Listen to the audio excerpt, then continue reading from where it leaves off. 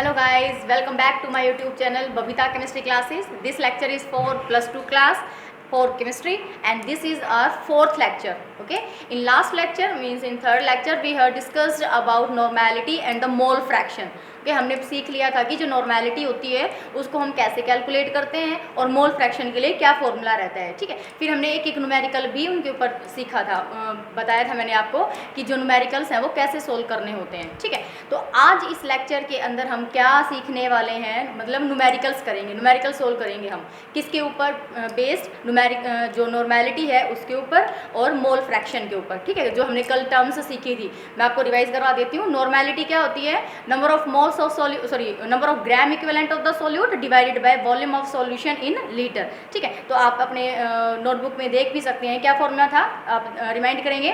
Normality is equal to number of gram equivalent divided by volume of solution in litre. Solution का जो volume है वो किस में होना चाहिए? लीटर के अंदर होना चाहिए। ठीक है, फिर अभी कहते हैं मोल फ्रैक्शन। मोल फ्रैक्शन क्या होता है? हर एक कंपोनेंट का होगा, दो कंपोनेंट होते हैं, सोल्यूट होता है, दूसरा कौन सा होता है? सोलवेंट होता है। तो मोल फ्रैक्शन हम सोल्यूट का भी कैलकुलेट करते हैं और मोल फ्रैक्शन सोलवेंट का भी कैलकुलेट किया जाता है। ठीक है, तो मोल फ्रैक्शन ऑफ सोल्यूट हम किससे डिनोट करते थे? उसको x2 से। वो किसके बराबर आया था हमारे पास? n2 divided by n1 plus में n2, total number of moles. इसी प्रकार अगर हमें number of mole fraction calculate करना है किसका? सोलवेंट का, तो सोलवेंट के लिए मोल फ्रैक्शन आप क्या डिनोट करोगे? x1। वो किसके बराबर आ जाएगा? n1 divided by n1 plus में n2। और फिर मैंने आपको बताया था कि जो बाइनरी सॉल्यूशंस होते हैं, बाइनरी मतलब कि जो सिर्फ दो ही कंपोनेंट से मिलकर बनते हैं, बाइनरी होमोजेनियस सॉल्यूशंस जो होते हैं उनके लिए x1 और x2 मतलब उनका जो सम होता है वो हमेशा किसके बराबर आएगा? 1 के बराबर आएगा। ठीक है, तो होमोजेनियस सॉल्यूशंस के लिए जो कंपोनेंट का जो सम होता है, मोल फ्रैक्शन का जो सम होता है कंपोनेंट्स का, वो किसके बराबर आता है? 1 के बराबर ही आता है। ठीक है, तो ये हमने सीख लिया था। फिर एक एक न्यूमेरिकल भी देखा था उनके बेस पे। यहाँ पे आपको साइड में बोर्ड के ऊपर लिखा हुआ दिख रहा है क्या? Competition basis. ठीक है, मतलब कि कंपटीशन के लिए भी है, कंपटीशन प्लस। अभी तक जो मैंने पढ़ाया था वो भी कंपटीशन से रिलेटेड था और ये स्पेशल ऐसे फॉर्मूले हैं जो आपको शॉर्ट ट्रिक्स के रूप में काम आएंगे। ठीक है, कि अगर आपको मोलारिटी गिवन है और डायरेक्ट आपसे क्या पूछ लिया जाए? मोल फ्रैक्शन पूछ लिया जाए, फिर आप कैलकुलेट कर सकते हो, डायरेक्ट फॉर्मूला लग जाएगा यहाँ पे। इसी प्रकार अगर आपको मोलारिटी गिवन है और मोलालिटी पूछ ली जाए तो ये भी एक रिलेशन अच्छा है। डायरेक्ट मोलारिटी से अगर आप मोलालिटी कैलकुलेट करना चाहते हो तो आपको पूरा कंप्लीट उसको सोल्व नहीं करना पड़ेगा, आप ये फॉर्मूला लगाइए और डायरेक्ट आपके पास क्या आ जाएगा? मोलारिटी से मोलालिटी आ जाएगी। क्लियर होगी? ठीक है, तो ये जो कंपटीशन प्लस है ये मैं हर एक चैप्टर के अंदर बताऊंगी आपको, जितने भी अपने न्यूमेरिकल्स प्रॉब्लम्स है, न्यूमेरिकल सॉल्विंग जो चैप्टर्स हैं उनमें जैसे फर्स्ट 4 चैप्टर्स जो हैं वो सारे न्यूमेरिकल्स से ही रिलेटेड हैं। ठीक है, तो न्यूमेरिकल्स में ज़्यादा टाइम वेस्ट होता है बेटा, इसीलिए न्यूमेरिकल्स के लिए शॉर्ट ट्रिक्स बताई हुई हैं।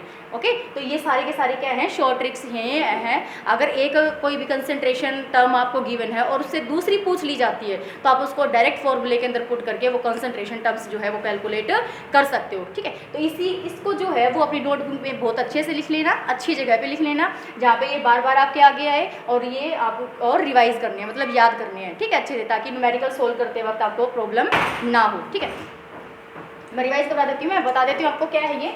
सबसे पहला क्या है? Relationship between molarity and molality. Capital M क्या होता है? मोलारिटी। और स्मॉल m क्या होता है? मोलालिटी होता है। ठीक है, मोलारिटी और मोलालिटी के बीच में क्या रिलेशन होगा कि 1/m मतलब 1 मोलालिटी इज इक्वल टू रो। ये सिंबल किसका बेटा? रो। रो क्या होती है? डेंसिटी। ठीक है, रो क्या होती है? डेंसिटी। ये किसका सिंबल है? डेंसिटी का। ठीक है, और डिवाइडेड बाय m क्या है? Molarity minus m2 mass of molecular mass of the solute divided by 1000। ठीक है, तो ये रिलेशन किसके बीच में आ गया? मोलारिटी और मोलालिटी के बीच में आ गया। उसके बाद आता है relationship between molarity and the mole fraction. ठीक है, मोल फ्रैक्शन, कोई भी मोल फ्रैक्शन हो, सोल्यूट का हो या सोलवेंट का हो, वो हम यहाँ से कैलकुलेट कर सकते हैं कि जो मोलारिटी होती है वो किसके बराबर होगी? मोल fraction of solute density 1000, mole fraction of solvent, okay, molar mass of solvent plus mole fraction of solute multiplied by molarity of solute. ठीक है, अब आता है relationship between molality, okay, small m क्या है? Molality multiplied by mole fraction. ठीक है, multiplied नहीं, इनके बीच में रिलेशन है। मोलालिटी और मोल फ्रैक्शन के बीच में क्या है? रिलेशन है। वो क्या है? Molality is equal to 1000 x2 divided by x1 m1। ठीक है, x2 क्या है? ये क्या हो जाएगा? मोल फ्रैक्शन हो जाएगा किसका? सोल्यूट का। x1 किसका हो जाएगा? मोल फ्रैक्शन किसका? सोलवेंट का। m1 क्या होगा? Molar mass of the solvent. Okay, अभी कहते हैं कि अगर आपको दो सॉल्यूशन दे दिए जाएं, ठीक है, 2 सॉल्यूशंस गिवन में उसमें आपको, और दोनों की मोलैरिटी पता है और एक वॉल्यूम पता है, तो दूसरा वॉल्यूम अगर कैलकुलेट करवाना पड़ जाए डाइल्यूशन के बाद, ये कब कंडीशन दे सकता है वो, पहले तो क्या किया, आप लेबोरेटरी में एक्सपेरिमेंट कर रहे हैं, आपके पास सॉल्यूशन है, उसकी मोलैरिटी गिवन है और आपको वॉल्यूम भी पता है, ठीक है। अब कहा टीचर ने कि मैंने इसको डाइल्यूट कर दिया, डाइल्यूट करने का मतलब क्या है, उसके अंदर पानी ऐड कर दिया तो कंसंट्रेशन तो चेंज होगी ना, ठीक है। और फिर बता दी कि भाई डाइल्यूट, मैंने इतना डाइल्यूट किया इसको तो इसकी मोलैरिटी इतनी हो गई, ठीक है, तो वॉल्यूम कैलकुलेट करो, या फिर इसका वॉल्यूम इतना हो गया, मोलैरिटी कैलकुलेट करो, तो वहाँ पर कौन सी इक्वेशन लग जाएगी आपके पास, मोलैरिटी इक्वेशन क्या रहेगी, m1v1 is equal to m2v2, ठीक है। इस चीज़ को आप ध्यान रखेंगे कि अगर 2 सॉल्यूशन आपके पास हो जाएं डिफरेंट, पहले कोई सॉल्यूशन है उसका मोलैरिटी और वॉल्यूम आपको गिवन दे रखे हैं, उसके बाद उसको डाइल्यूट कर दिया जाता है, डाइल्यूट करने के बाद टीचर बोलता है आपको कि इसका वॉल्यूम इतना हो चुका है, वॉल्यूम चेंज हो चुका है, तो वैसी बात है मोलैरिटी भी चेंज होगी, ठीक है, सेकेंड सॉल्यूशन की, तो उसके अकॉर्डिंग हम क्या कैलकुलेट कर सकते हैं, उसकी मोलैरिटी कैलकुलेट कर सकते हैं, m1v1 is equal to m2v2, it is known as molarity equation, okay. Next आती है नॉर्मेलिटी इक्वेशन, नॉर्मेलिटी के लिए नॉर्मेलिटी आ जाएगी n1v1 is equal to n2v2, clear हो गई ये बात, ठीक है।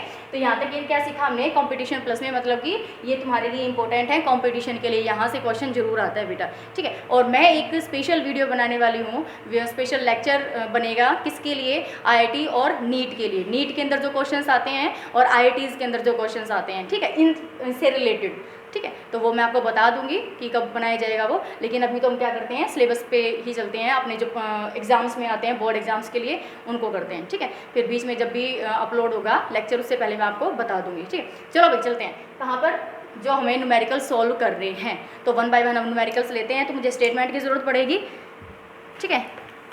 स्टेटमेंट में कहता है फर्स्ट जो न्यूमेरिकल है वो कहता है 2.5 ग्राम ऑफ मोलैलिटी से कर लेते हैं एक बार, आपको रिवाइज भी हो जाएगा, ठीक है। फर्स्ट न्यूमेरिकल ये एनसीईआरटी का है बेटा, इसलिए मैंने उठा लिया क्योंकि ये रह गया था एनसीईआरटी का। 2.5 gram of acetic acid is dissolved इन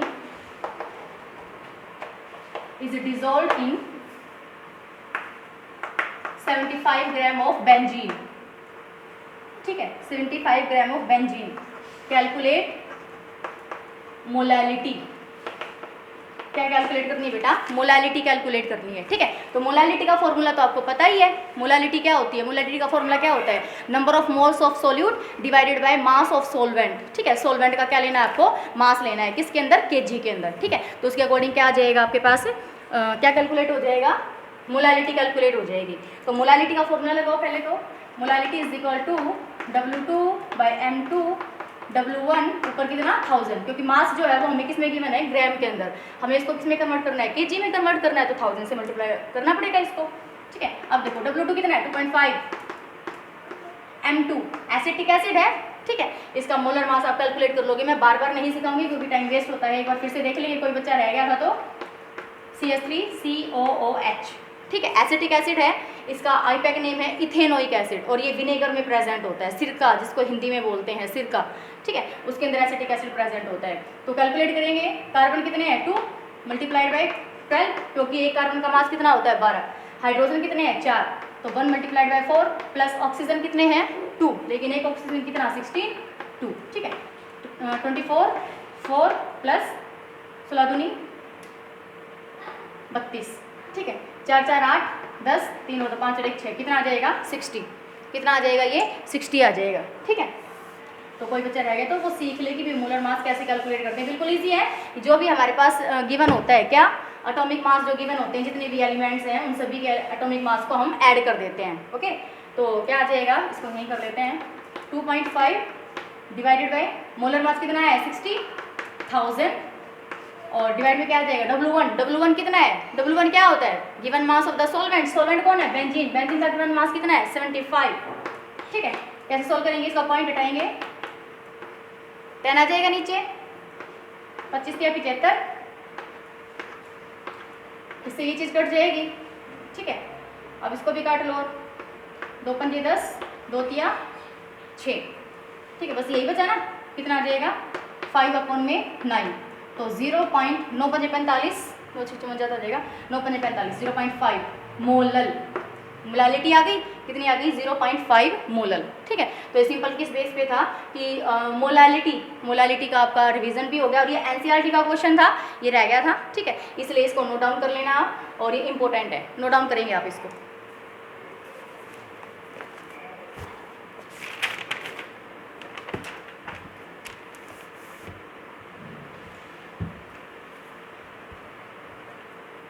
मैं रब कर देती हूँ, अब इसको हो गया होगा कंप्लीट ये।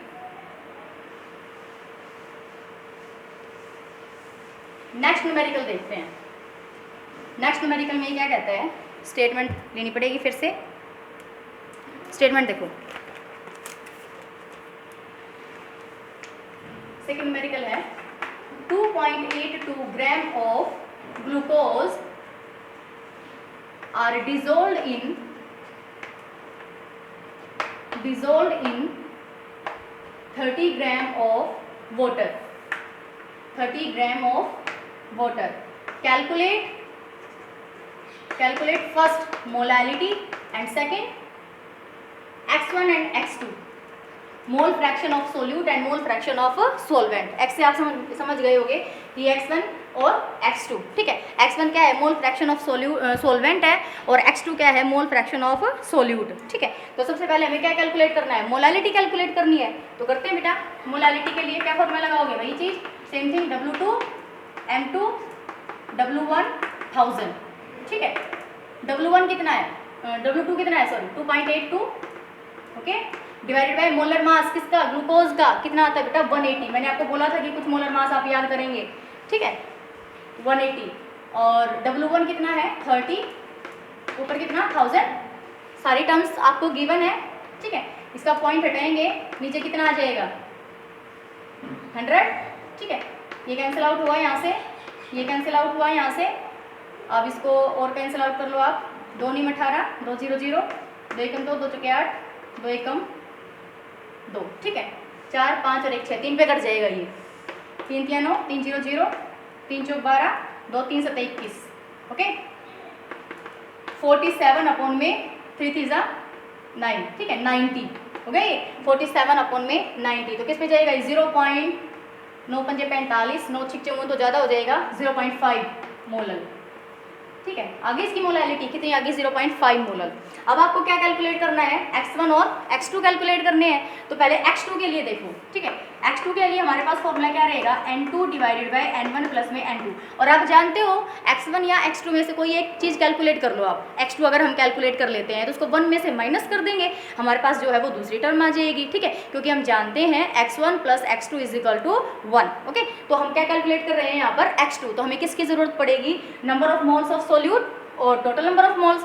टोटल नंबर ऑफ मोल्स के लिए आपको n1 की भी जरूरत पड़ेगी, तो पहले हम n2 और n1 ही कैलकुलेट कर लेते हैं। ठीक है, तो पहले n2 कैलकुलेट करो बेटा, n2 is equal to W2 upon में m2। ठीक है, W2 कितना है 2.8, ओके, और m2 इसका कितना आता है 180 आता है। ठीक है, इसका पॉइंट हटाएंगे अगर हम यहाँ से, तो नीचे कितना आ जाएगा 10। ठीक है, 2 एकम 2, 2 चौके 8, 2 9 18, 2 0 0। ठीक है, 14 अपॉन में 900, कितना आ जाएगा 14 अपॉन में 900। नंबर ऑफ मोल्स ऑफ किसके कैलकुलेट कर रहे हैं हम, सोल्यूट के। सोल्यूट के जो गिवन मास है वो कितना है 2.82, ले लो इसको। ठीक है, 2 एकम 2, 2 चौके 8, 2 एकम 2, 4 5 6, फिर से कट जाएगा ये यहाँ से, फिर काटो इसको, इस पे कटेगा ये 3 पे, 3 चौक 12, 2 3 7 21, 3 3 9, 3 0 0। ओके, तो 47 अपॉन में 300। ठीक है, 47 अपॉन में ये 1 0 आ जाएगी, 3000 हो गया। ओके, इसको जब आप कैलकुलेट करेंगे तो देखेंगे जा नहीं रहा है ये, तो 0 पॉइंट, फिर यहाँ पर कितना 0 उतारेंगे तो 470 हो जाएगा, फिर से नहीं जाएगा 0। ठीक है, फिर कितना हो जाएगा, ये 3000 है, फिर से 0 उतारेंगे, फिर कितना आ जाएगा ये, इस पे जाएगा ये 1 पे ही। ठीक है, फिर किस पे चला जाएगा 5 पे। ओके, आप कैलकुलेट करके देख सकते हैं 0.015। ओके, अब क्या कैलकुलेट करने हैं, number of moles of solvent, मतलब कि n1 की वैल्यू कैलकुलेट करनी है। किसकी वैल्यू कैलकुलेट करनी है, n1, वो किसके बराबर होगी W1 अपॉन में m1। W1 कितना गिवन है 30, और m1 मतलब कि मोलर मास ऑफ सॉल्वेंट, और सॉल्वेंट कौन है यहाँ पर वाटर। कौन है? वाटर। तो वाटर का मोलर मास जो होता है वो कितना होता है? 18। ठीक है, तो इसको सॉल्व करोगे 18 दूनी 36 तो ज़्यादा हो जाएगा, एक पे ही जाएगा ये, 18 कम 18 10 में से 8 गए 2। ठीक है, 1 0 18 36 38 38 42 18 15 90 18 ठीक है 108। ठीक है, इतनी कुछ वैल्यू आ जाएगी इसकी।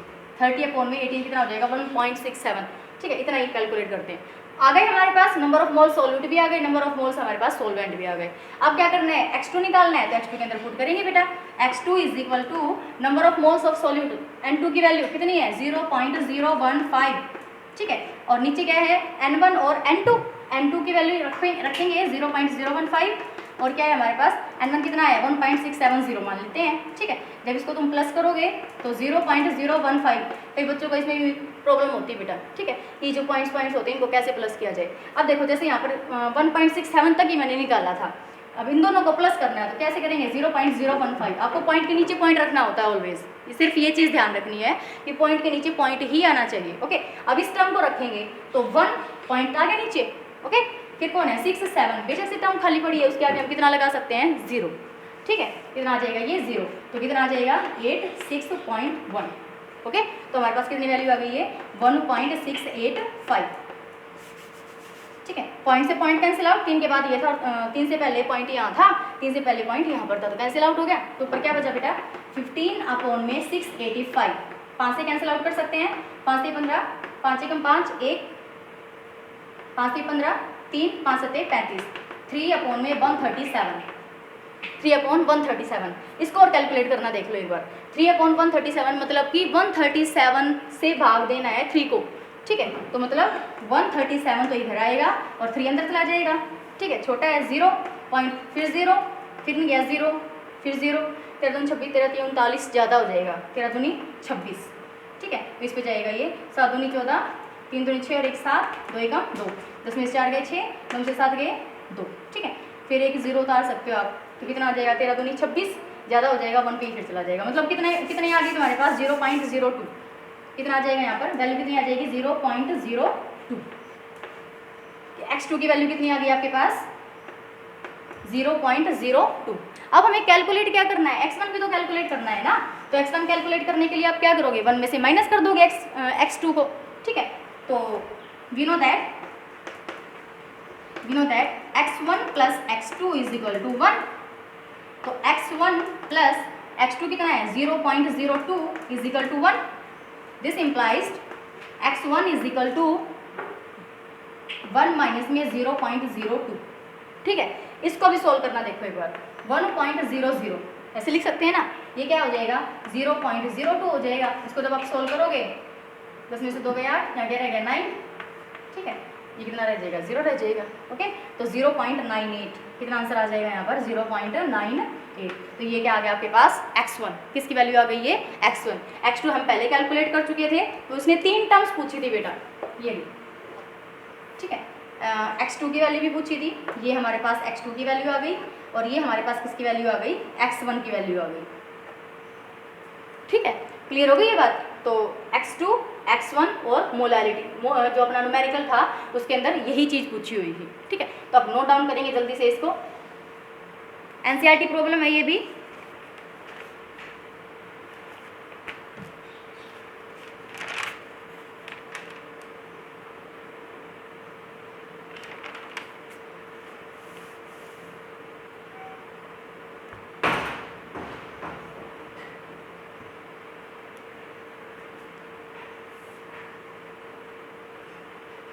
ठीक, नेक्स्ट न्यूमेरिकल करते हैं।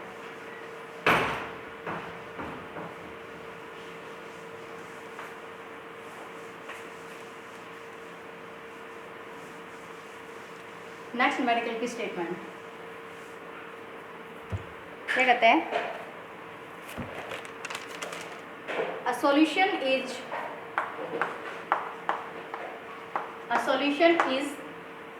25% water।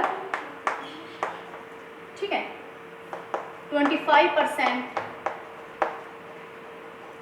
इथेनॉल, मोलर मास दे रखा है इसका 46, एंड 50% एसिटिक एसिड। ठीक है, 60 दे रखा है इसका molar mass, by mass present है, ठीक है। Calculate mole fraction of each, प्रत्येक का आपको मोल फ्रैक्शन कैलकुलेट करना है। Calculate mole fraction of each, ठीक है, प्रत्येक का मोल फ्रैक्शन कैलकुलेट करना है। तो वन बाय वन लेते हैं बेटा इसको।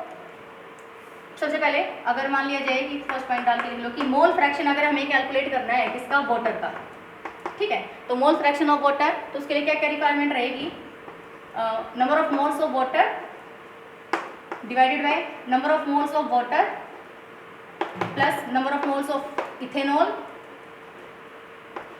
Plus number of moles of acetic acid, ये रहेगा, ठीक है। तो सबसे पहले हमें number of moles he calculate करने पड़ेंगे, सीधी सी बात यही दिख रही है कि हमें नंबर ऑफ मोल्स चाहिए किसके, वाटर के, इथेनॉल के और एसिटिक एसिड के, ठीक है। तो सबसे पहले कैलकुलेट करेंगे number of moles of water, करो कैलकुलेट 25%। इसका क्या मीनिंग है, कैसे पता चलेगा, number of moles of water calculate करने तो given mass divided by molecular mass. Given mass कैसे पता चलेगा, इसने दे रखा है कितना, 25%, मतलब 100 ग्राम के अंदर जो वाटर कितना प्रेजेंट है, 25 ग्राम, ठीक है। तो 25 आ गया ऊपर और नीचे कितना आ जाएगा, 18, ठीक है। तो 18 एकम 18, 18 दूनी 36, 15 में से 8 गए 7, ठीक है। 18 दूनी 36, 18 दूनी 18 चौक 72, ज़्यादा हो जाएगा, 18 ये 36, 18 दे 14, ठीक है। तो 1.3, okay. Number of moles of ethanol, ethanol के लिए कितना आ जाएगा, इथेनॉल जो है उसके नंबर ऑफ मोल्स कैसे कैलकुलेट करोगे, इथेनॉल फिर से कितना दे रखा है, 25%, तो मास कितना हो गया 25, और इथेनॉल का जो मोलर मास है वो कितना गिवन है आपको, 46, ठीक है। तो 0.4 दूनी 8, 4 12, 4 4 16, 4 5 20, 4 6 24, तो 6 पे करके देखते हैं, 6 6 36, 6 3, 6 4 24 और 3 27, ज़्यादा हो जाएगा, 0.5 ही आएगा मेरे ख्याल से, 5 5 25, 5 2, 5 दूनी 10 और 2 12, ठीक है, हो जाएगा इसलिए 0.5, ओके। फिर है number of moles of acetic acid, acetic acid के लिए गिवन मास कितना है, गिवन मास 50, और मोलर मास एसिटिक एसिड का कितना गिवन है, 60, ठीक है। तो 5/6 कितना आया, 0.6 पंजे 30, 6 6 36, 6 42, 6 8 48, 0.8, ठीक है। कितना आ जाएगा ये, 0.8। तो हमारे पास नंबर ऑफ मोल्स आ गए सभी के, कितने, वाटर के कितने आ गए 1.3, इथेनॉल का कितना आ गया 0.5, और एसिटिक एसिड का कितना आ गया 0.8। तो हम मोल फ्रैक्शन किसका कैलकुलेट करेंगे, पहले वाटर का, मोल फ्रैक्शन ऑफ वाटर किसके बराबर होगा बेटा, मोल फ्रैक्शन ऑफ वाटर किसके बराबर होगा, number of moles of water divided by total number of moles of three solutions.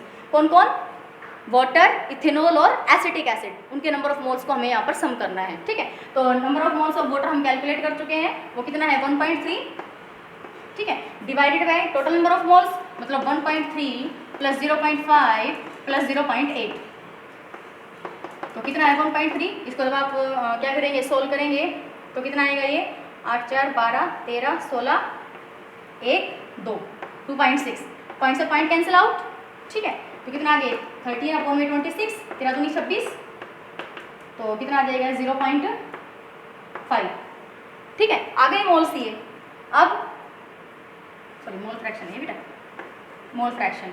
अब मोल फ्रैक्शन किसका, इथेनॉल का, इथेनॉल का मोल फ्रैक्शन, इथेनॉल का नंबर ऑफ मोल्स कितने आए हैं इथेनॉल के 0.5, ओके, और टोटल नंबर ऑफ मोल्स कितने हो जाएंगे 2.6, पॉइंट से point cancel out, 5/26 is equal to 0.26 दूनी 52, ज़्यादा हो जाएगा तो 1 पे ही जाएगा ये, ठीक है, 0.1। उसके बाद कौन आ गया, मोल फ्रैक्शन ऑफ एसिटिक एसिड, वो कितना 0.8 डिवाइडेड बाई 2.6, इसका भी पॉइंट से पॉइंट कैंसिल आउट, 8/26, 2 चौके 8, 2 एकम 2, 2 तिया 6, ठीक है, 4/13।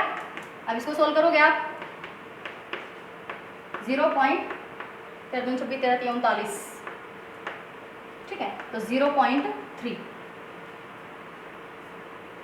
ठीक है, 0.3, ओके। तो कितना कैलकुलेट हो जाएगा ये 0.3 आ जाएगा। तो नंबर ऑफ मोल फ्रैक्शन हमने सभी के निकाल दिए, मोल fraction of water, mole fraction of ethanol and mole fraction of acetic acid, जो हमें न्यूमेरिकल्स के अंदर पूछा गया, न्यूमेरिकल के अंदर पूछा गया था, ठीक है, हमसे पूछा गया था। तो इसको आप जल्दी से नोट डाउन करो, नेक्स्ट न्यूमेरिकल करते हैं।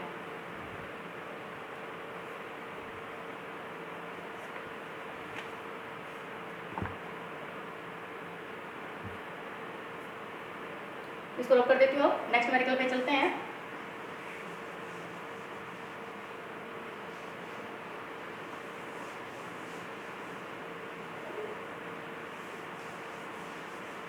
इनके लिए फॉर्मूले याद करने बहुत ज़रूरी है बेटा। अगर आपको फॉर्मूले याद नहीं होंगे तो आप नहीं कर सकते हो, न्यूमेरिकल सॉल्व नहीं कर सकते हो, ठीक है। और आज का काम अगर कल पे छोड़ दिया तो लास्ट वाला लेक्चर भी जाता है और अगला भी समझ में नहीं आता है, ठीक है। तो आप रेगुलर रहें और इनको अच्छे से पढ़ें, ठीक है। न्यूमेरिकल्स फॉर्मूले याद करें। अच्छा, ये जो न्यूमेरिकल है ये हिमाचल प्रदेश शिक्षा बोर्ड के अंदर भी आया हुआ है, ठीक है, और ये पंजाब शिक्षा बोर्ड में भी आया हुआ है। इंपॉर्टेंट न्यूमेरिकल है, क्या है? Sugar syrup of weight 214.2 gram contains 34.2 gram of sugar, ठीक है। Calculate mole fraction, calculate mole fraction of sugar, ठीक है। मोल फ्रैक्शन कैलकुलेट करना है आपको, किसका? शुगर का। तो मतलब सोल्यूट होगा ये, ठीक है। तो मोल फ्रैक्शन हम लगाएंगे किसका? शुगर का। किसके बराबर होगा ये? Number of moles of sugar divided by number of moles of sugar plus number of moles of solvent. कौन है बेटा यहाँ पर? शुगर सिरप बनाई गई है। तो मैंने आपको कल भी बताया था, अगर आपको जो सोलवेंट है वो स्पेसिफाई ना कर रखा हो तो हमें सोलवेंट कौन सा लेना है? ऑलवेज वाटर, ठीक है। तो number of moles of water, clear. अब नंबर ऑफ मोल्स ऑफ किसके कैलकुलेट करने हैं? शुगर के। Let start. शुगर के लिए तो कितना है, मतलब ये तो शुगर सिरप है, कंप्लीट सॉल्यूशन कितना बना हुआ है? 214.2, ओके। और उसके अंदर जो प्रेजेंट है क्या? शुगर कितनी प्रेजेंट है? 34.2। तो मास कितना हो गया? 34.2। शुगर का जो मास होता है मोलर मास बेटा 342 होता है। कितना होता है? 342, ठीक है। इसका पॉइंट हटाएंगे, नीचे कितना आ जाएगा? 10। कितना आ गया ये? 1/10 इज इक्वल टू 0.1, क्लियर। मोल आ गए हमारे पास, किसके? शुगर के। अब किसके मोल्स की जरूरत है? वाटर, ठीक है। वाटर के नंबर ऑफ मोल्स के लिए आपको क्या चाहिए? वाटर का गिवन मास, लेकिन वो तो नहीं है, लेकिन हम कैलकुलेट तो कर सकते हैं ना। हमारे पास सॉल्यूशन का मास गिवन है और सॉल्यूट का मास गिवन है, क्या हम सॉल्वेंट का कैलकुलेट नहीं कर सकते? बिल्कुल कर सकते हैं। तो कितना आ जाएगा? 214.2 माइनस करेंगे इसमें से 34.2, 0.081, कितना आ गया? 180, ठीक है, डिवाइडेड बाय, और आप ये तो सभी जानते ही हैं कि वाटर का जो मोलर मास होता है वो कितना होता है बेटा? 18, ठीक है। 18 हो गया ये। अब इसको सॉल्व करेंगे, कितना आ गया? 10। कितने नंबर ऑफ मोल्स आ गए? 10, ठीक है। अब रख दो यहाँ पर value. Sugar number of moles of mole fraction of sugar will be equal to number of moles of sugar कितने आए हैं? 0.1 divided by moles of sugar again 0.1 plus moles of water कितना? 10, ठीक है। तो 0.1 डिवाइडेड बाय ये कितना हो जाएगा? 10.1। 1 से ये कैंसिल आउट हो जाएगा, पॉइंट से पॉइंट। 1/101। इसको सॉल्व करो। 1 0, फिर से 0, फिर से 0, 9 पे जाना चाहिए। 9 एकम 9, 9 0 0, 9 एकम 9, यस, ठीक है। किस पे जाएगा ये? 9 पे। तो 0.009 कितनी वैल्यू आ गई? 0.009, ठीक है। तो हमारे पास एक्स ऑफ शुगर मतलब मोल फ्रैक्शन ऑफ शुगर कितना आ गया? 0.009, ये आंसर, ठीक है। क्या पूछा हुआ था उसने? मोल फ्रैक्शन ही पूछा हुआ था किसका? शुगर का। ये सारी कंडीशंस आपको गिवन थी, तो कितना आंसर आ जाएगा इसका? 0.009, ठीक है। नोट डाउन करो इसको, नेक्स्ट न्यूमेरिकल करते हैं फिर।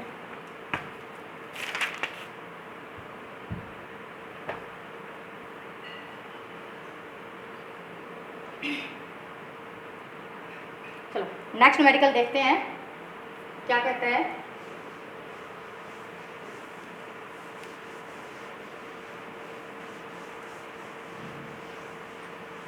नेक्स्ट न्यूमेरिकल 5th है ये शायद। इसमें क्या कह रहा है? What is the mole fraction of solute? Mole fraction of solute in 2.5 molal aqueous solution, ठीक है। 2.5 molal aqueous solution.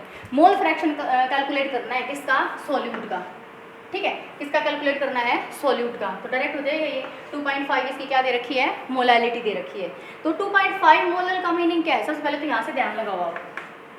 2.5 molal means इसका मीनिंग क्या होगा, क्या मतलब है इसका कि 2.5 mole of solute are present in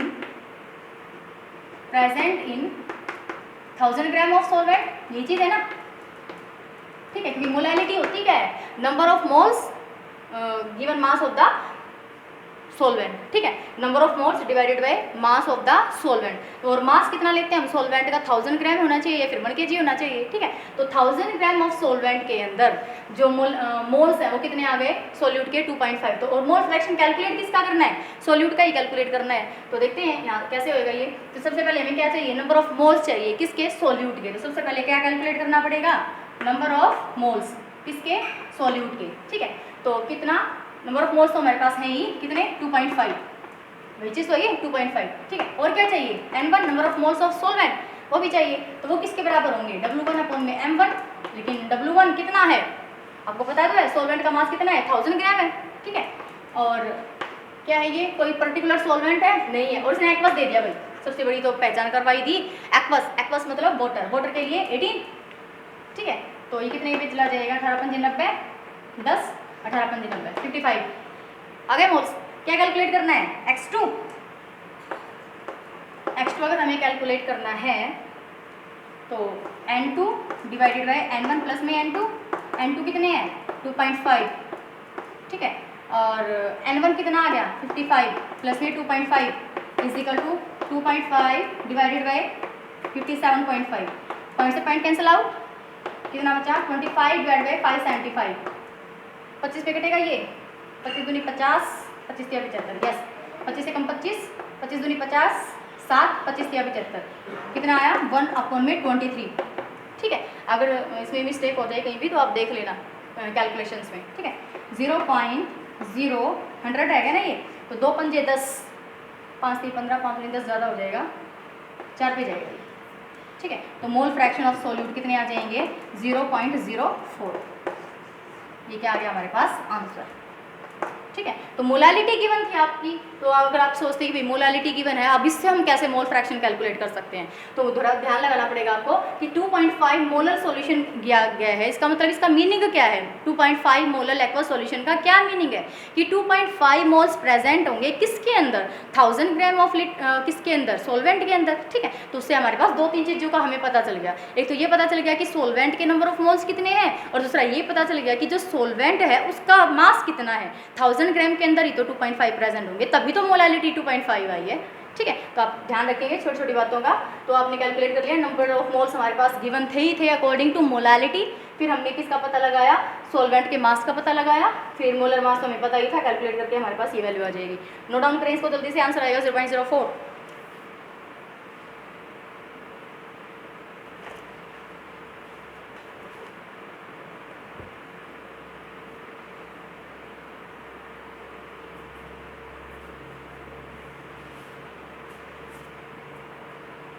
चलो नेक्स्ट न्यूमेरिकल देखते हैं। नेक्स्ट न्यूमेरिकल क्या कहता है,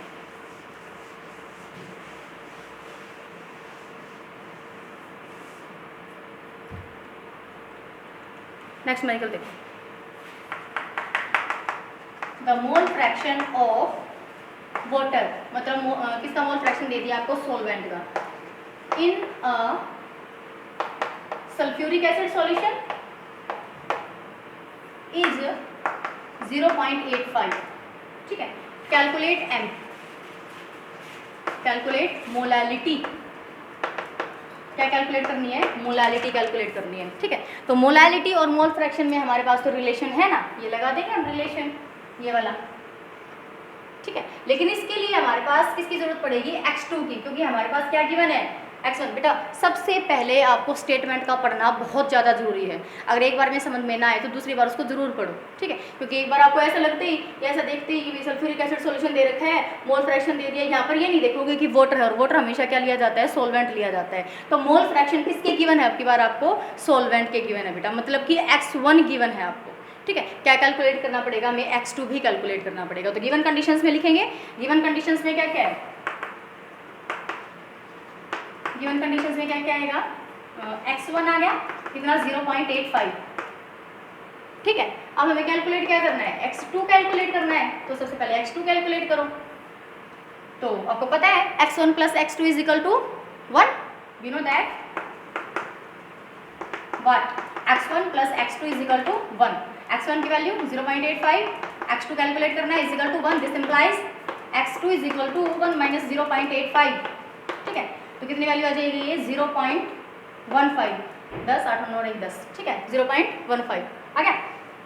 ठीक है, अब ये फॉर्मूला लगा दो बेटा मोलालिटी का, molality is equal to 1000 x2 divided by x1 multiplied by m1। ठीक है, तो 1000 x2 कितना आया बेटा हमारे पास 0.15, ठीक है, डिवाइडेड बाय x1 कितना है 0.85, और मोलर मास किसका, सोल्यूट का। तो सोल्यूट कौन होगा, सॉरी सोलवेंट का, सोलवेंट कौन है यहाँ पर, वाटर है। वाटर का मोलर मास कितना 18, आप हमेशा जानते हो। इसके पॉइंट से ये पॉइंट कैंसिल आउट हो जाएगा, 5 पे काट दो इसको, 5 से 15, 5 एकम 5, 3 5 7 35, ठीक है, 3 एकम 3, 3 6 18, क्लियर। अब ऊपर कितना आ गया 1000 डिवाइडेड बाय, इसको कैलकुलेट करेंगे 7 ठीक है, तो और कट जाएगा ये 2 पंजे 10, 2 0 0 2 0 0, तो 2 पंजे 10, 2 एकम 2, कितना आ गया 500 डिवाइडेड बाय 51।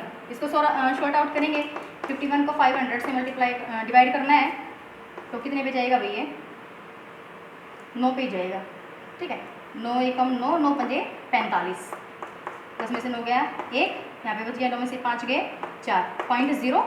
ठीक है, तो अब फिर से 9 पे तो जाएगा नहीं, 8 पे चला जाएगा, 8 एकम 8, 8 पंजे 40। ठीक है, क्लियर हो गई ये बात। तो कितना आ गया हमारे पास 9.8 मोलर, मोलालिटी कैलकुलेट करनी थी ना। ठीक है, मोलालिटी कितनी आ गई 9.8 मोलल, 9.8 मोलल लिख भी सकते हो आप यहाँ पे। तो मोलालिटी हमारे पास आंसर जो है वो कितना आया है 9.8 मोलल। ठीक है, क्लियर, इजी था, नोट डाउन करो इसको जल्दी से।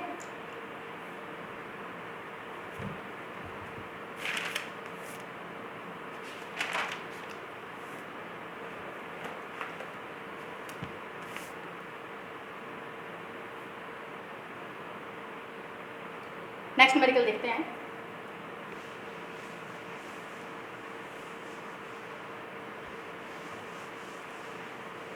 नेक्स्ट न्यूमेरिकल क्या कहते हैं, बैटरी है, उसके अंदर एसिड है। ठीक है, बैटरी एसिड इज 4.27 मोलर। ठीक है, मतलब कि बैटरी के अंदर जो एसिड डला हुआ है ना, उसकी मोलैरिटी गिवन है बेटा आपको। और बैटरीज के अंदर कौन सी एसिड डलता है, कौन सा एसिड डलता है, दैट इज सल्फ्यूरिक एसिड। ठीक है, सल्फ्यूरिक एसिड यूज़ किया जाता है जो अपनी रिचार्जेबल बैटरीज होती है ना, कौन सी बैटरी, जो इन्वर्टर की बैटरी होती है। ठीक है, ऑटोमोबाइल्स की जो बैटरी होती है, कार बैटरी जो होती है, उसके अंदर कौन सा एसिड होता है, सल्फ्यूरिक एसिड। और सल्फ्यूरिक एसिड ऐसे ही नहीं कि उठाया इंडस्ट्री से उठाया और उसके अंदर डाल दिया, नो, उसकी कंसनट्रेशन भी मेजर होती है।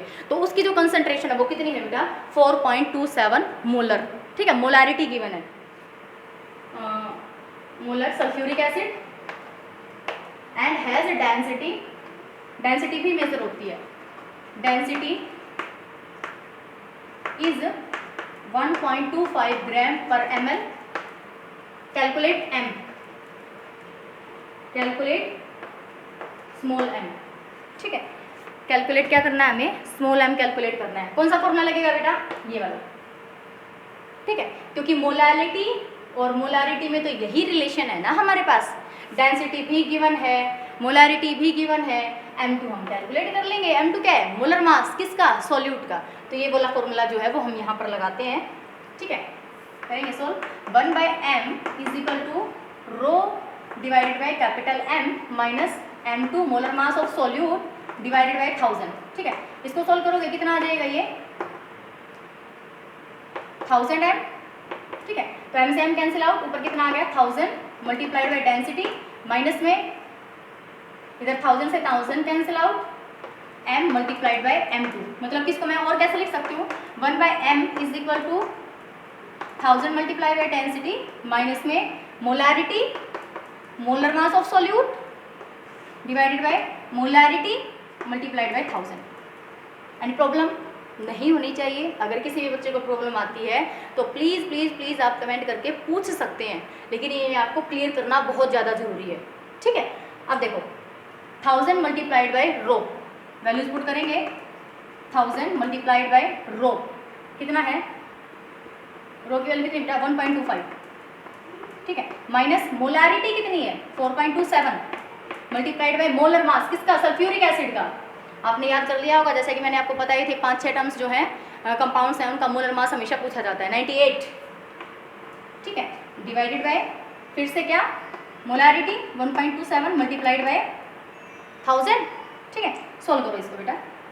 इसको जब सोल्व करेंगे तो 25 3 0 2 के बाद, ठीक है 125 आएगा अभी। ठीक है, और 2 के बाद यहाँ पर पॉइंट आ जाएगा माइनस। इसको जब सोल्व करेंगे तो इसकी वैल्यू मैं आपको देख देती हूँ, टाइम ज़्यादा लग जाएगा अदरवाइज। 411.6 411.6। ठीक है, इसको सोल्व कर लो 4 2 7 1 2 3। ठीक है, फिर 2 के बाद पॉइंट यहाँ पर लग जाएगा। तो मतलब इसको सॉल्यूशन की फॉर्म में कैसे लिखेंगे अच्छे से, 1250 minus 411 divided by 4270। Okay, minus करो इसको 10 में से 1 गया 9, 5 में से 4 में से 1 गया 3। ठीक है, फिर 12 में से 4 गए 8 डिवाइडेड बाई 4270। कैलकुलेट कर लेना है इसको। ठीक है, इसको इससे कैलकुलेट करेंगे तो 0 पॉइंट तो आ ही गया, ये 4 दूनी 8 मेरे ख्याल से 2 पे ही जाएगा। ठीक है, तो कितनी आ जाएगी मोलालिटी, मतलब 1/m आया है अभी तो, ये 1/m कितना आ गया 0.2। हमें क्या चाहिए, m चाहिए, तो इसको क्या लिखोगे m इज इक्वल टू 1/0.2। ठीक है, 1/0.2। इसका पॉइंट हटाया, ऊपर कितना चला जाएगा 10, 2 पंजे 10। ठीक है, तो मोलालिटी कितनी आ गई हमारे पास 5। कितनी आ जाएगी इसकी मोलालिटी 5। तो सॉल्यूशन की जो मोलालिटी होगी वो कितनी होगी बेटा 5। ठीक है, कौन सा फॉर्मूला लगाया हमने, ये वाला, कि भाई मोलालिटी गिवन थी आपके पास, सॉरी ये मोलालिटी गिवन थी और हमने वहाँ से क्या निकाल लिया, डेंसिटी गिवन थी, मोलालिटी कैलकुलेट करनी थी, मोलर मास गिवन था, मोलारिटी गिवन थी, डेंसिटी भी गिवन थी। तो वहाँ से हमने क्या कैलकुलेट कर लिया 1/m, और 1/m को जब हमने पलट दिया तो हमारे पास वैल्यू होगी किसकी, m की। तो m is equal to 5 molar. ठीक है, 5 मोलर। नोट डाउन करेंगे जल्दी से इसको।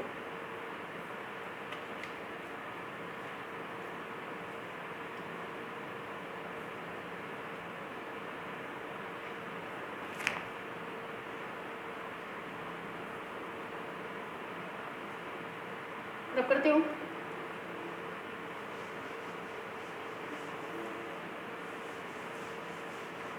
नेक्स्ट न्यूमेरिकल देखते हैं। नेक्स्ट न्यूमेरिकल क्या कहते हैं, इंपॉर्टेंट है ये भी।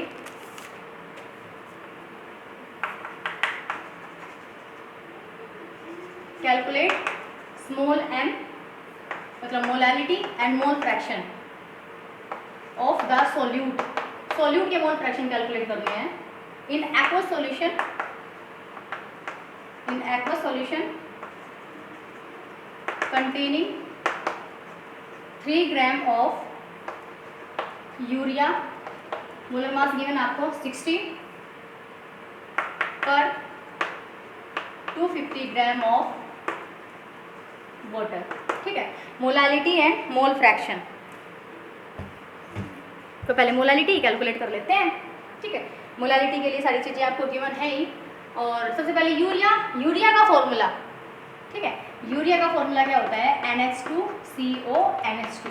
इसका जब आप मोलर मास निकालेंगे कितना आएगा 60 ही आएगा। ठीक है, तो मोलालिटी का फॉर्मूला लगाएंगे, molality is equal to W2 M2 W1 1000। ठीक है, W2 3, M2 60, W1 250 1000। कोई प्रॉब्लम, बता देती हूँ मैं आपको। Calculate m and mole fraction of solute in aqueous solution containing 3 gram of urea. ठीक है, यूरिया का 3 ग्राम किसके अंदर प्रेजेंट है, 250 ग्राम ऑफ वाटर। ठीक है, वाटर का कितना 250 ग्राम, इतने के अंदर यूरिया कितना ग्राम प्रेजेंट है, 3 ग्राम प्रेजेंट है। तो आपको सारी वैल्यू पता ही है, ये कम है तो इसका मतलब सोल्यूट, ये सोलवेंट, और नंबर ऑफ मोल्स, सॉरी ये आपने कैलकुलेट कर ही लिया। क्या, मोलर मास कितना है 60। ठीक है, सोल्व आउट करो इसको। 3 एकम 3, 3 दूनी 6, 2 एकम 2, 2 पंजे 10, 5 एकम 5, 5 पंजे 25। तो 1/5 इज इक्वल टू 0.2 मोलर। ठीक है, तो मोलालिटी कितनी आ गई, कितनी आ गई बेटा, 0.2 मोलर। और क्या कैलकुलेट करना है, सोल्यूट का मोल फ्रैक्शन, मतलब कि x2 n2 अपॉन में n1 प्लस में n2, ये चीज़ होनी चाहिए ना। तो सबसे पहले n2 कैलकुलेट करने हैं, W2 अपॉन में m2, W2 3, m2 कितना 60, 3 दूनी 6, 3 0 0, तो ये कितना आ जाएगा 0.5। ठीक है, 0.05 बेटा। ठीक है, 0.05। ओके, n1 कैलकुलेट करो, वोटर होगा। ठीक है, वोटर के अंदर n1 W1 अपॉन में m1, W1 अपॉन में m1, W1 कितना है 250, m1 कितना होता है 18, 18 एकम 18। ठीक है, 7, 18 36, 60 54, 18 18 पंजे 18। ठीक है, कितना आ जाएगा 13। नंबर ऑफ मोल्स आ गए। क्या कैलकुलेट करना है, x2 वैल्यूज पुट करेंगे आप, 0.05 डिवाइडेड बाय 0.05 प्लस में 13। ठीक है, तो कितना आ जाएगा ये 0.05 प्लस में 13.05, पॉइंट से पॉइंट कैंसिल आउट, 5/1305, 5 एकम 5, 5 दूनी 10, कितने बचे 3, 5 21, 5 एकम 5, 261, 1/261। ठीक है, इसको शॉर्ट आउट करो, 0 अगेन 0 अगेन 0, 2 चौके 8, 2 पंजे 10, 4 पे जाएगा ये, 4 पे करके देखें एक बार, 261, 4 4 6 24, 4 2 4 दूनी 8 और 2 10, नहीं भी ज़्यादा हो जाएगा 4 पे, कितने पे जाएगा 3 पे। ठीक है, 3 पे, तो कितनी आ गई तुम्हारे पास वैल्यू 0.003, 0.003। क्या कैलकुलेट किया आपने, mole fraction, mole fraction is equal to 0.003। Okay, clear, note down करो जल्दी से।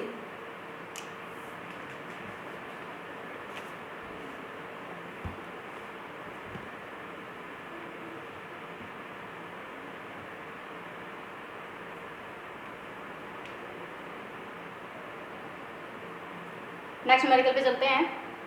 यूरिया का फॉर्मूला ध्यान रखेंगे, NH2CO NH2, इसमें अमाइड ग्रुप होता है। ठीक है, और यूरिया ही सबसे पहला ऑर्गेनिक कंपाउंड साबित किया गया था। ये बनाया गया किससे था बेटा, इनऑर्गेनिक सब्सटेंस से, अमोनियम साइनेट से बनाया गया था ये। ठीक है, किससे बनाया गया था, अमोनियम साइनेट से बनाया गया था। तो अमोनियम साइनेट को जब उसको हीट किया, फिर वो रीअरेंज हो गया, रीअरेंज होकर उसने क्या फॉर्मूला बना दिया, NH2CO NH2, जिसमें कार्बन और ऑक्सीजन के बीच में क्या प्रेजेंट होता है, डबल बॉन्ड प्रेजेंट होता है। ठीक है, जब ये आप ऑर्गेनिक केमिस्ट्री पढ़ेंगे हम, तब मैं करवाऊंगी आपको ये। ओके, चलो नेक्स्ट मेडिकल में चलते हैं।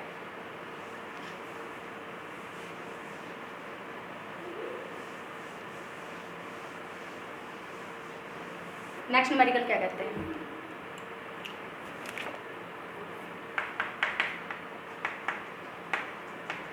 The molality of a solution of ethyl alcohol, ethyl alcohol या फिर इथेनॉल।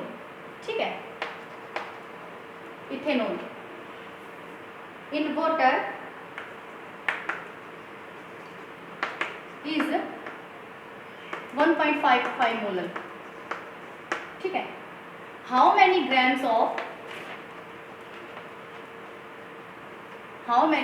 ऑफ इथेनॉल या इथाइल अल्कोहल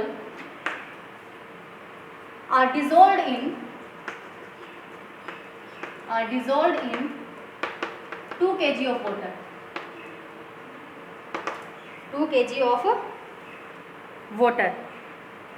ठीक है, 2 kg ऑफ वाटर के अंदर आपको क्या कैलकुलेट करने हैं, ग्राम्स। इसका मतलब बेटा इसकी स्टेटमेंट से क्या लगता है, क्या कैलकुलेट करना है, गिवन मास। ठीक है, हाउ मेनी ग्राम्स पूछ लिया ना, किसका, इथेनॉल का। ठीक है, इथेनॉल कितने ग्राम प्रेजेंट है, तो इसका मतलब क्या पूछ लिया, उसका मास पूछ लिया सॉल्यूट का। ठीक है, तो ये चीज़ कैलकुलेट करनी है, लेकिन आपको मोलालिटी गिवन है, तो वैसी बात है, मोलालिटी का फॉर्मूला तो लगेगा ही यहाँ पर। ठीक है, लगाओ, molality is equal to W2 M2 W1 1000। ठीक है, अब देखो सॉल्वेंट का मास हम जनरली किस में लेते हैं, ग्राम में लेते हैं, तो ग्राम में ही लेकर चलो, आपको आसानी रहेगी। ठीक है, तो W1 is equal to 2 kg है ना, ये इसको कन्वर्ट करो बेटा, 2000 ग्राम हो गए।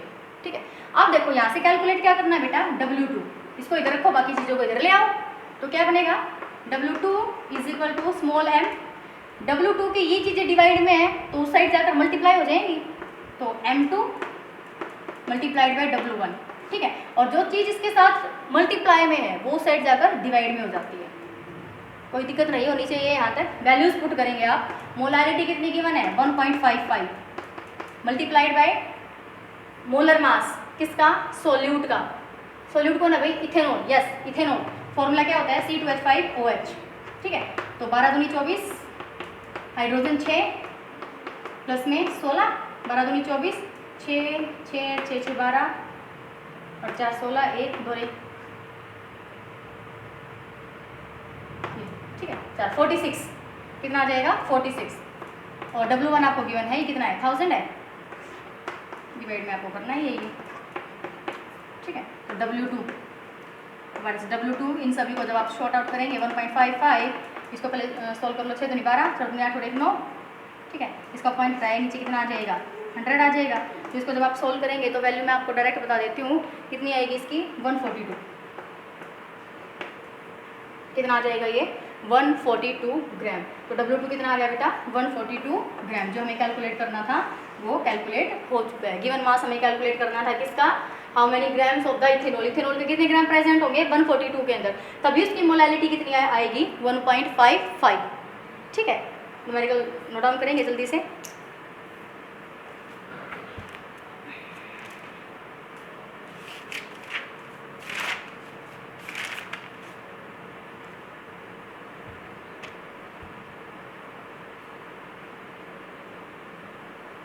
नेक्स्ट न्यूमेरिकल,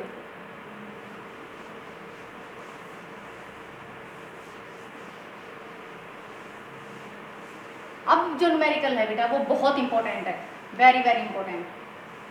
ठीक है, एनसीईआरटी न्यूमेरिकल है and it's very very important. तब पहले स्टेटमेंट लिखिए,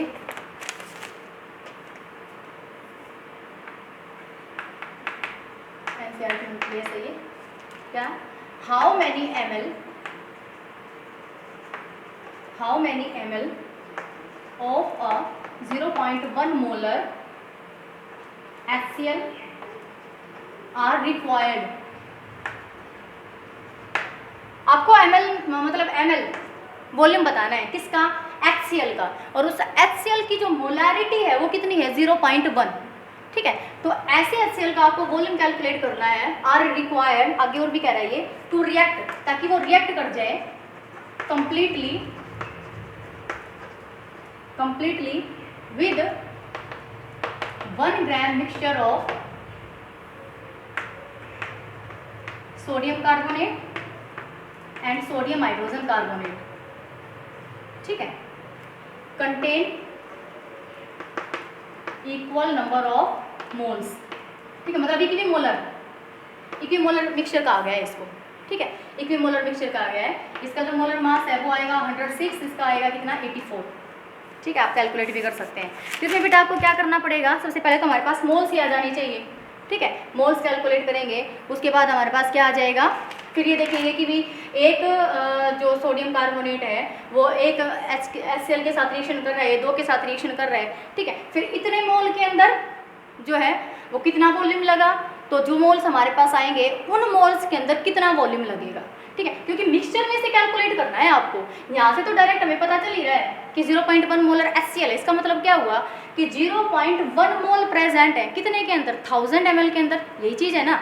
0.1 मोलर का क्या मीनिंग है बेटा, 0.1 मोलर HCl, इसका क्या मीनिंग है कि 0.1 मोल प्रेजेंट हैं किसके अंदर 1000 ml के अंदर, सॉल्यूशन के अंदर। 1000 ml सॉल्यूशन है किसी का भी, ठीक है, HCl का कोई भी सॉल्यूशन है, ठीक है, HCl का बनाया हुआ 1000 ml है वो पर्टिकुलर पूरा सॉल्यूशन, उसके अंदर मोल्स कितने प्रेजेंट हैं 0.1 किसके HCl के। अब क्या कैलकुलेट करना है, वॉल्यूम कैलकुलेट करना है इसी कंसंट्रेशन के साथ, लेकिन जब उसको मिक्स कर दिया गया है किसके साथ, सोडियम कार्बोनेट और सोडियम हाइड्रोजन कार्बोनेट को, मतलब कि इनको कम्प्लीटली मिक्स करवाने के लिए हमें कितना वॉल्यूम चाहिए, किसका HCl का। ठीक है, तो ये चीज़ कहता है। तो इसको बारे कैलकुलेट करेंगे तो हमें अमाउंट मानना पड़ेगा। मान लिया सोडियम कार्बोनेट का अमाउंट कितना है x, तो सोडियम हाइड्रोजन कार्बोनेट का कितना हो जाएगा 1 माइनस एक्स। ठीक है, लेट करो इसको, let the amount of sodium carbonate is equal to x, so amount of sodium hydrogen carbonate वो कितना हो जाएगा बेटा 1 माइनस एक्स। ठीक है, कितना हो जाएगा ये 1 माइनस एक्स। अब मोल्स कैलकुलेट कर लो, मोल्स ऑफ सोडियम कार्बोनेट किसके बराबर, गिवन मास कितना माना हमने x डिवाइडेड बाय इसका मोलर मास कितना दे रखा है आपको 100x। इसी प्रकार मोल्स ऑफ NaHCO3, ठीक है, sodium hydrogen carbonate, moles of NaHCO3 वो किसके बराबर आ जाएगा, गिवन मास कितना मानना है हमने 1 माइनस एक्स डिवाइडेड बाय इसका मोलर मास कितना गिवन है 84 गिवन है। ठीक है, लेकिन इसने क्या कह रखा है, contain equal number of moles, उनके मोल्स कैसे हैं इक्वल है, मतलब इक्विमोलर सॉल्यूशन है वो, तो दोनों को मैं इक्वल कर सकती हूँ, कोई दिक्कत नहीं है। हमारे पास x की वैल्यू आ जाएगी, x अपॉन में 106 is equal to 1 minus x divided by 84। ठीक है, 16 शॉर्ट आउट करो इसको, 84x क्रॉस मल्टीप्लाई होगी इसकी 106 माइनस में 106x। ओके, यहाँ पर क्या वैल्यू आएगी 84x, इसको इधर ले आएंगे 106x is equal to 106। This implies ये कितना हो गया भाई 6 4 10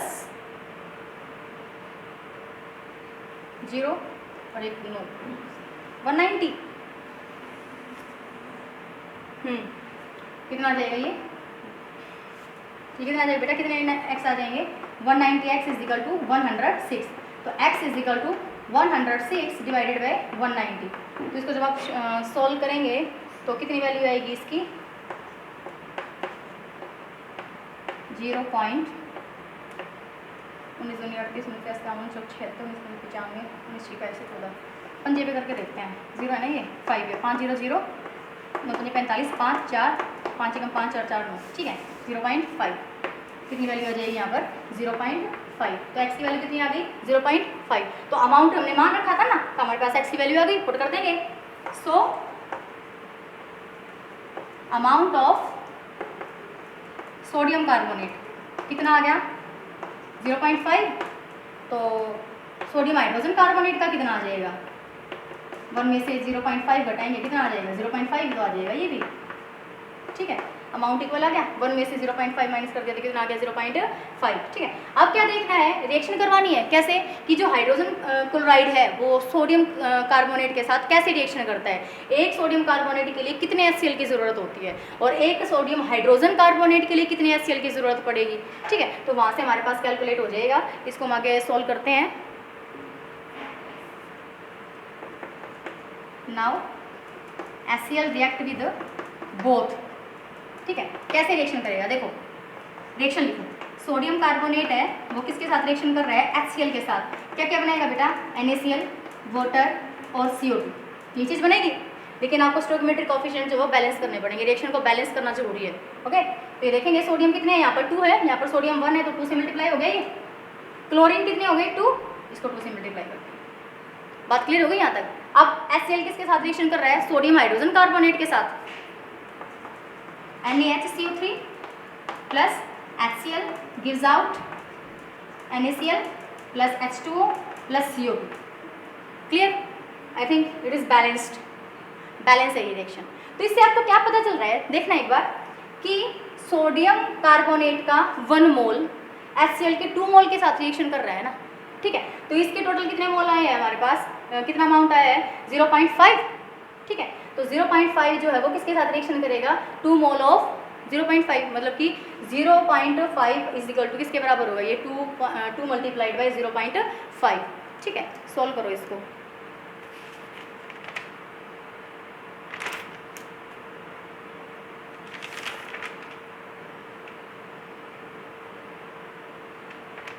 ये तो x की वैल्यू आई थी ना बेटा, x आ गई। अब रियल में हमें क्या निकालने पड़ेंगे, मोल्स निकालने पड़ेंगे। x की वैल्यू कितनी आई आपके पास 0.5। ठीक है, मैं इसको रब कर देती हूँ।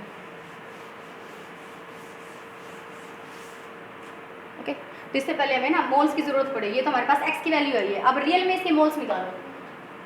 क्या मोल्स ऑफ सोडियम कार्बोनेट किसके बराबर, x की वैल्यू कितनी है 0.5, इसका मोलर मास कितना था 106, पॉइंट हटाएंगे नीचे कितना आ जाएगा 10, ठीक है। तो 5/1060, इसको जब आप शॉर्ट आउट करोगे तो कितनी आ जाएगी वैल्यू 0.005, ठीक है। मैं करके दिखा देती हूँ, देखो 10605 0 पॉइंट लगा के 0 उतारा नहीं गया, फिर से 0, फिर 0, फिर 0, फिर 0। अब देखो 10 × 50, 10 6 60 पे तो जा नहीं सकता ये, ठीक है, तो 5 पे 0.005। इसी प्रकार number of moles of sodium hydrogen carbonate वो कितने आ जाएंगे, ये वैल्यू हमारे पास कितनी आई है, इसके मोल्स x की वैल्यू कितनी आई थी 0.5, ठीक है, और नीचे इसका मोलर मास 84, तो ये भी ऑलमोस्ट कितना आ जाएगा 0.005। होगी बात क्लियर, ठीक है। अब कहता है ये क्या कि सोडियम कार्बोनेट के 1 मोल के लिए कितने मोल्स की जरूरत है, कितने मोल्स की जरूरत है हमारे पास 2 मोल की, ठीक है। For 1 mole of sodium carbonate we need 2 mole of HCl, ठीक है। तो क्या हुआ, और किसके लिए, अब इतने के लिए 0.005 के लिए कितने मोल की जरूरत, 2 × 0.005, ठीक है। इस केस में देखो अब इसमें तो एक के लिए 1 की जरूरत है ना, ठीक है। तो for 1 mole of sodium hydrogen carbonate we need 1 mole of किसका, HCl का, ठीक है। तो ये किसके बराबर आ गया 0.005 इज इक्वल टू 0.005, इवनिंग हुआ ना, ठीक है। तो अब क्या कहता है कि यहाँ पर अगर हम मोल्स कैलकुलेट करेंगे तो टोटल किसके बराबर हो जाएगा, ये टोटल जो नंबर ऑफ मोल्स आएंगे HCl के वो टोटल कितने आएंगे, प्लस हो जाएगा इनका 0.005 प्लस 2 × 0.005, ठीक है। 0.005 प्लस 2 × 005, सोल्व करो इसको, 0.005 प्लस इसको जब आप सोल्व करेंगे 2 × 10, ठीक है, 1 2 3 यार, ठीक है, 0.010, ओके। और इसकी जो वैल्यू है वो कितनी आ जाएगी हमारे पास 0.015, तो 0.015 आ गए मोल। अब किसके आ गई, ये HCl के आ गए बेटा, इतना बड़ा प्रोसीजर करके हमारे पास कितने मोल आ गए 0.015। तो इतने मोल के अंदर वॉल्यूम निकालनी है अब आपको, जबकि आपको कितने के अंदर पता है 1000 ml के अंदर पता है, मतलब कि 0.1 मोल जो प्रेजेंट है वो कितने के अंदर प्रेजेंट है 1000 के अंदर प्रेजेंट है, एक के लिए फिर 0.015 के लिए, ठीक है। तो लिखो यहाँ पर 0.1 मोल प्रेजेंट इन 1000 ml, ठीक है। तो 1 मोल के लिए 1000 डिवाइडेड बाई 0.1, ठीक है, और कितने के लिए हमें कैलकुलेट करने हैं 0.015, 1000 डिवाइडेड बाई 0.1 मल्टीप्लाइड बाई 0.015। बेटा I have no space on the board, that's why you should calculate this calculation, ठीक है, आपको खुद कैलकुलेट करनी चाहिए। 0.015, ठीक है, के लिए कितना आ जाएगा 1000 डिवाइडेड बाय 0.1 मल्टीप्लाइड बाय 0.015। क्या फंडा था इस न्यूमेरिकल के अंदर, ये पूछ रहा था कि भाई मिक्स करने के बाद कि वो अलग अलग जब HCl जो है अलग अलग जब रिएक्शन करेगा सोडियम कार्बोनेट के लिए और सोडियम हाइड्रोजन कार्बोनेट के लिए, ठीक है, तो उसका वॉल्यूम कितना आएगा, तो उसके लिए हमें मोल्स की ज़रूरत थी बेटा, HCl के मोल्स की, ठीक है। तो वो अलग अलग हमने करके देखे, मोल्स को अलग अलग कैलकुलेट करके देखा, सोडियम कार्बोनेट के साथ रिएक्शन कर रहा है तब कितने मोल्स की ज़रूरत पड़ रही है, और जब सोडियम हाइड्रोजन कार्बोनेट के साथ रिएक्शन कर रहा है तब कितने मोल्स की ज़रूरत पड़ रही है। तो हमने यहाँ पर टोटली कैलकुलेट कर लिए किसके HCl के मोल्स कितने आ गए 0.015 मोल आ गए। हमें कितने के अंदर वॉल्यूम पता है, वॉल्यूम की तो कैलकुलेट करनी है, वॉल्यूम कितने के अंदर पता है 0.1, ठीक है। 0.1 मोल्स के अंदर कितना वॉल्यूम है 1000, 1 मोल के अंदर 1000 अपॉन में 0.1, कितने मोल के अंदर कैलकुलेट करनी है 0.015। तो यहाँ पर जो आएगी वो क्या आ जाएगी बेटा, वॉल्यूम आ जाएगी आपकी, ठीक है। Very important and very interesting, ठीक है, बहुत बहुत बहुत इंपॉर्टेंट है ये NCERT बेस्ड न्यूमेरिकल, ओके। ये +1 में भी आता है और +2 के अंदर भी आता है, और ये IIT में भी पूछा हुआ था, ठीक है। जो IIT का जो पेपर होता है IIT का, वहाँ पर भी ये पूछा हुआ था, ठीक है। तो इसलिए मैंने इसको उठाया है ताकि मैं आपको समझा सकूँ। अगर कोई भी प्रॉब्लम है, अगर फिर भी आपको समझ में नहीं आया है तो आप पूछ सकते हैं, कमेंट बॉक्स में लिखकर ज़रूर पूछ सकते हैं। क्लियर होगी? लेकिन करना ज़रूरी है, इसको पढ़ना ज़रूरी है, इसको देखना ज़रूरी, इसको सोल्व करना ज़रूरी है, ठीक है। कैलकुलेशन मैंने छोड़ दी है, आप यहाँ पर वॉल्यूम जो है वो कैलकुलेट कर सकते हैं। मैं आपको वॉल्यूम बता देती हूँ, आएगी कितनी इसकी वॉल्यूम, 150 वॉल्यूम आएगी बेटा। कितनी आएगी? 150, ठीक है। तो ये 1000 नीचे कैंसिल आउट हो ही जाएगा, ऊपर कितना बच जाएगा? 150, ठीक है।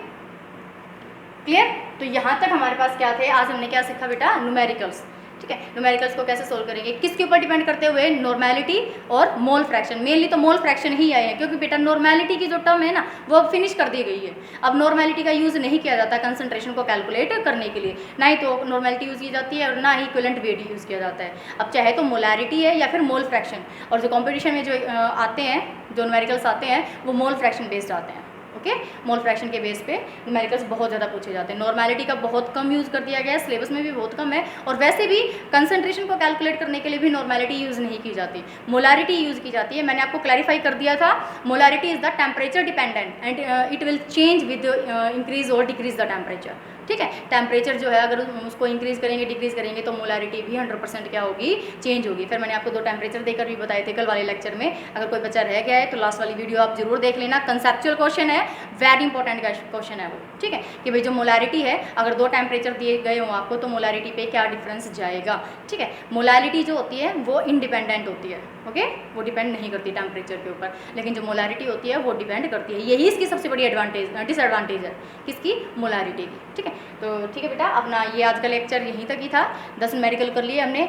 मैं सोचती हूँ कि आप इनको घर पे बैठ के सोल्व करेंगे, इनको बार बार नोटबुक में लिख के देखेंगे, सोल्व करेंगे, फॉर्मूले याद करेंगे जो मैंने अलग से लिखवाए हैं, कंपटीशन फोकस, ठीक है, उनको भी लर्न करेंगे। और फिर आप दूसरे न्यूमेरिकल्स जो हैं, जो डिफरेंट बुक्स हैं, GRB है, मॉडर्न CBSE है, या फिर प्रदीप्स है, अरिहंत है, वटएवर जितनी भी बुक्स हैं उनके न्यूमेरिकल्स आप उठाएंगे, उनको सोल्व करने की कोशिश करेंगे। कोई भी क्वेरी आती है तो आप कमेंट बॉक्स में लिखकर जरूर पूछना, ठीक है। तो यहाँ तक इतना ही था। अगर आपको वीडियो पसंद आई हो तो वीडियो को शेयर कीजिए, लाइक कीजिए, कमेंट कीजिए। Thank you.